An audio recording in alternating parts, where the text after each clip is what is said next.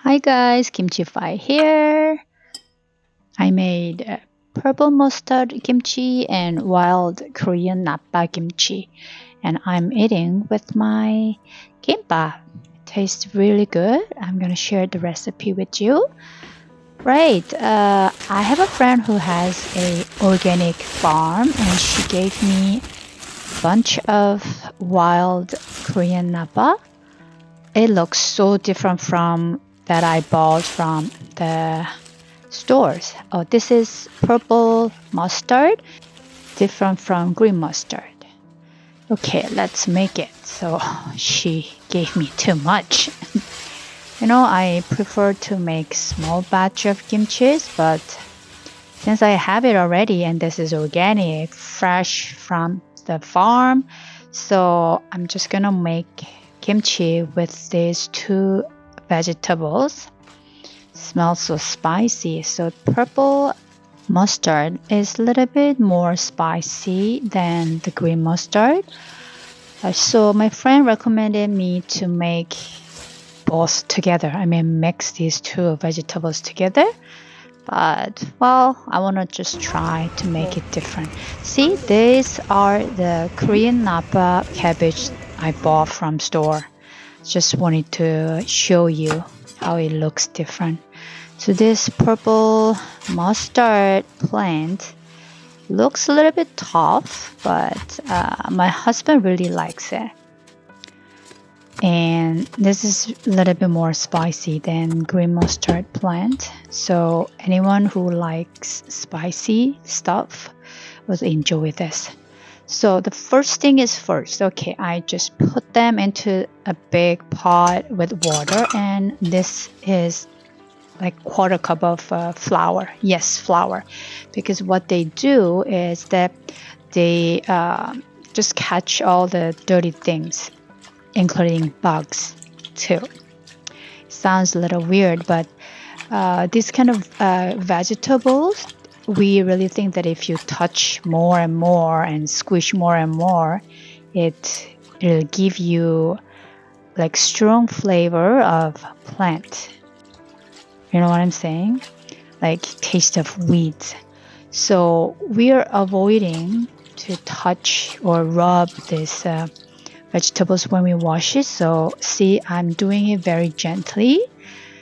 So you need to put this flour a little bit so that look at this, all the dirty stuffs that this catch, right?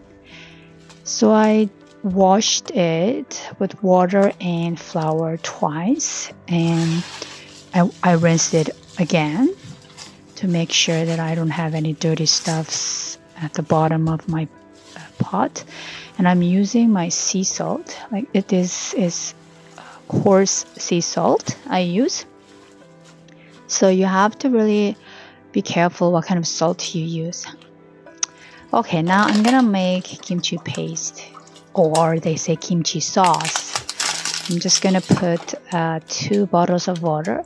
I made a separate video showing how to make kimchi sauce. So if you want to watch that and come back, that's fine too. Those onion skin is good for your health. So I just washed it, don't worry, and use the whole onion. And I'm just gonna removing the core of pears. You can use any kind of pear or any kind of fruit you have. And today I'm gonna use my dried anchovy. These big size of anchovy is specifically for making soup. So I'm just gonna make my broth with these. So I boil them, simmer into like the quarter amount of leftover broth. So this broth is very thick, right? Because I used 2 bottles of water in the beginning. Now I have just half cup of broth, and I mix with maybe a quarter cup of flour to make kind of a soup base. So now this is salted well. Again, just reduce the time that you touch this plant. And I'm just gonna wash it, rinse it, okay? And I'm making kimchi paste with my gochugaru, like dried red chili flakes. I like to use coarse flakes. It's better to look, I think. Maybe I think the taste is the same, but it looks better when you use the coarse flakes. And I'm just gonna use same amount of water to soak it, because this is like dried flakes, right? And you don't want to have like dried sauce. Simple. So just using the same amount of water and soak it first, it'll make the better kimchi paste, in my opinion. But I remember my grandmother used to just put the dry flakes. So whichever is convenient for you. Now in the meantime, I'm gonna clean my Napa cabbage. See, I heard that you have to tie this Napa cabbage while they're growing, so that you have like nice cone shape of Napa cabbage. But this is kind of wild organic Napa cabbage, so it was not tied up, so it's kind of wide open, right? So inside I can see a lot of green stuff, because they were exposed to sun, right? So I think the taste will be a little bit tougher, but it'll taste better. I think it should have like nutty, toasty, nice taste. Okay, so I'm just gonna cut it into water and just removing the core, and then make it like this. And then I'm using like 7 cloves of garlic. I don't put too much garlic when I make kimchi, so it's totally up to you. And maybe 10% of ginger and some radish and some water. I already put like whole onion and pear when I make rolls, right? Remember? So I'm not gonna put them again. Like too much sub ingredients like onions and fruits, it makes your kimchi go sour very quickly. So I'm just gonna put these 2 ingredients together, mixing very well. If you want, you can put some fish sauce at this moment, or some people use soy sauce too, right? And I think it's good because the sauce shouldn't be very like plain, right? Oh, I put salt when I make broth as well. I forgot to mention about that. So the thing is, you can taste it at this moment, and if it's too plain, you can put a little bit of salt. So with salted Napa cabbage, of course we rinsed it, so it's not really salty, but Napa cabbage and this sauce should make a little bit salty taste, so that when we preserve it, it'll go good, like it'll last longer. What I'm saying is, okay, so I'm just gonna massage this. I always use massage because it's not really like harsh rubbing, right? You have to really massage it like you massage your baby, so that you're not gonna ruin the taste, but you're gonna make sure all the vegetable is mixed with kimchi sauce. Remember, kimchi is preserved food, right?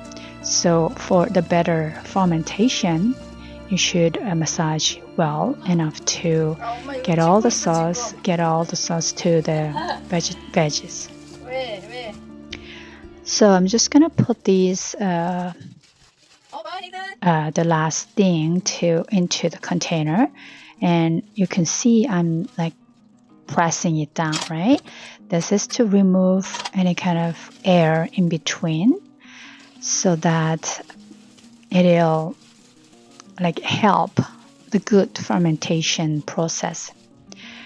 Any kind of air in between is not good. It's disturbing the fermentation process.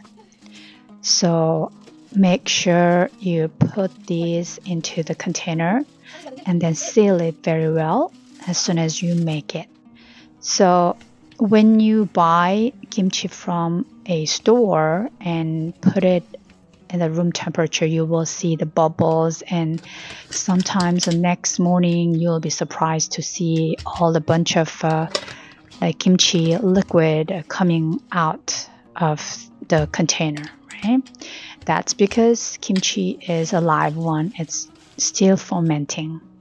So make sure you don't put too much liquid or too much stuffs after you make kimchi into the container. You have to have like 70% of the container, so that when it is fermented, you're not gonna see all the like precious kimchi juice on top of your countertop.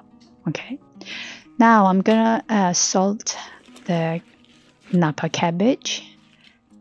I just rinsed it, and then I use my sea salt to salt it down. When you bend it, it should bend without breaking.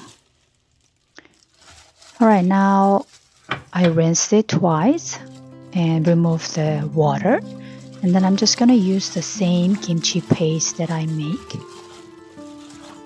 It's easy, right? You can make so many kinds of kimchi with this kimchi paste. So I put just one layer of Napa cabbage and mix with this sauce. It's easier for me. See, one layer, and then some kimchi sauce on top of it, and then mix gently.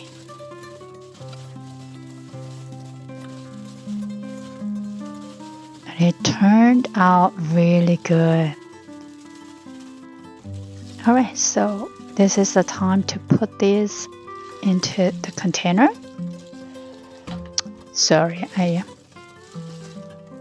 here this kimchi looks very different from like store-bought kimchi, right? Because this Napa cabbage is kind of wild. It's not white, it's just green to the bottom of the cabbage, but I like it. Some people put some water into this pot and just use all the sauce. So clean the rim.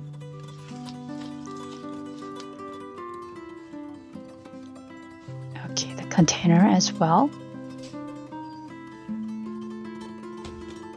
And then voila! I made second version of kimchi today. I still have leftover. So 1 week later, I'm just gonna try to taste it. It's so good. My children told me that it tastes like real Korean kimchi. Thank you guys. Kimchi Fi here.